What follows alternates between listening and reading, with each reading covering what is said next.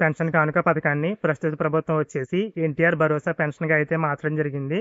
అలాగే ఎన్నికల మేనిఫెస్టోలో చెప్పినట్లుగా పెన్షన్ల పెంపు అయితే అమలు చేయనున్నారు. ప్రస్తుతం అందిస్తున్న సాధారణ పెన్షన్ అమౌంట్ ఏదైతే ఉందో, అంటే వృద్ధాప్య పెన్షన్, వితంతు పెన్షన్, ఒంటరి మహిళా పెన్షన్, ఇలాంటి పెన్షన్ల అమౌంట్ అనేవి ప్రజెంట్ 3,000 అయితే అందిస్తున్నారు కదా. ఇక నుంచి అంటే ప్రతి నెల ఇక నుంచి ఆ పెన్షన్ అమౌంట్ అనేది 4,000 అయితే అందివ్వనున్నారు. అలాగే వికలాంగ పెన్షన్లు ఏవైతే ఉన్నాయో ప్రజెంట్ 3,000 అయితే అందిస్తున్నారు కదా. ఇక నుంచి ఆ పెన్షన్ అమౌంట్ అనేది 6,000 అయితే అందివ్వనున్నారు. అలాగే కిడ్నీ, తలసేమియా బాధితులు ఎవరైతే ఉన్నారో వారికి పెన్షన్ అమౌంట్ అనేది 10,000 అయితే అందివ్వనున్నారు.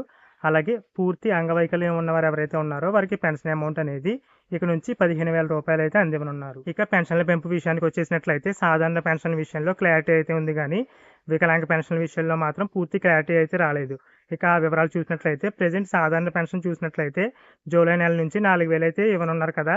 ఇక సాధారణ పెన్షన్ల పంపిణీ విషయంలో ఆ పెన్షన్ల పెంపు అనేది ఏప్రిల్ నెల నుంచి అమలు చేస్తామన్నారు. అంటే ఏప్రిల్, మే, జూన్ నెలల్లో రావాల్సిన పెన్షన్ల పెంపుకు సంబంధించి పెండింగ్ అమౌంట్ ఏదైతే ఉందో ఆ 3,000, అలాగే జూలై నెలలో ఈ సాధారణ పెన్షన్కి రావాల్సిన 4,000, ఇలా మొత్తం కలిపి జూలై నెలలో సాధారణ పెన్షన్ అమౌంట్ అనేది మొత్తం 7,000 రూపాయలు అయితే అందివ్వనున్నారు. ఇక వికలాంగ పెన్షన్కి సంబంధించి క్లారిటీ లేదు ఎందుకు చెప్పానంటే, మనం గత ఒక వీడియోలో వచ్చేసి ఆంధ్రజ్యోతిలో వచ్చిన ఒక క్లిప్ ఆధారంగా వికలాంగ పెన్షన్ల అమౌంట్ అనేది పెండింగ్ అమౌంట్తో కలిపి అందిస్తారు.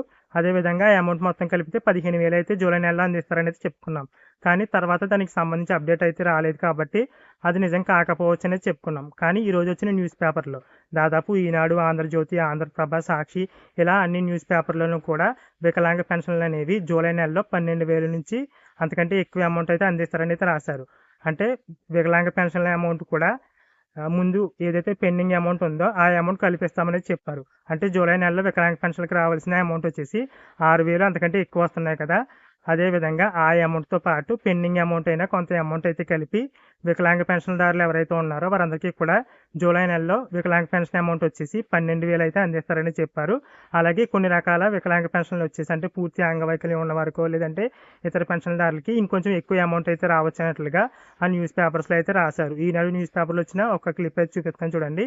కొంతమంది వికలాంగదారులకు వచ్చేసి జూలై నెలలో పెన్షన్ అమౌంట్ అనేది 12,000 అయితే అందిస్తారు. మరి కొంతమందికి అయితే ఇంకా ఎక్కువ అమౌంట్ రావచ్చు అని అయితే అక్కడైతే రాయడం జరిగింది. అంటే మొత్తానికి వికలాంగ పెన్షన్దారులకు కూడా పెంచిన పెన్షన్ అమౌంట్తో పాటు పెండింగ్ అమౌంట్ అంటే గత నెలల్లో రావాల్సిన అమౌంట్ కూడా ఇచ్చే అవకాశం అయితే ఉంది. ఇక జూలై నెల నుంచి పెన్షన్ అమౌంట్ అనేది ఇంటి వద్దే అందివ్వనున్నారు. కాకపోతే ఆ అమౌంట్ అనేది వాలంటీర్లు అందిస్తారా, సచివాలయ సిబ్బంది అందిస్తారా చూసినట్లయితే ప్రెజెంట్ వాలంటీర్ వ్యవస్థ అయితే ఉంది కానీ పూర్తి స్థాయిలో అయితే అందుబాటులో లేదు. ఎందుకంటే ఇప్పటికే చాలా గ్రామాల్లో పూర్తిగా వాలంటీర్లు అయితే రాజీనామాలు అయితే చేయడం జరిగింది. కాబట్టి పూర్తి స్థాయిలో వాలంటీర్లు అయితే అందుబాటులో అయితే లేరు. కాబట్టి తెలుగుదేశం ప్రభుత్వం వచ్చేసి సచివాలయ సిబ్బంది ద్వారా, ఎందుకంటే ఎలక్షన్ టైంలో కూడా సచివాలయ సిబ్బంది ద్వారానే అంటే వాలంటీర్లు అందుబాటులో లేనప్పుడు అంటే వాలంటీర్లు ఇంటింటికి పెన్షన్ ఇవ్వకూడదని చెప్పినప్పుడు తెలుగుదేశం పార్టీ గతంలో అంటే ప్రతిపక్షంలో ఉన్నప్పుడు ఏం చెప్పిందంటే సచివాలయ సిబ్బంది అయితే ఉన్నారు కాబట్టి వారి వద్దే ఇంటి వద్ద అయితే పెన్షన్ ఇప్పించండి అని అయితే గతంలో అయితే చెప్పడం జరిగింది.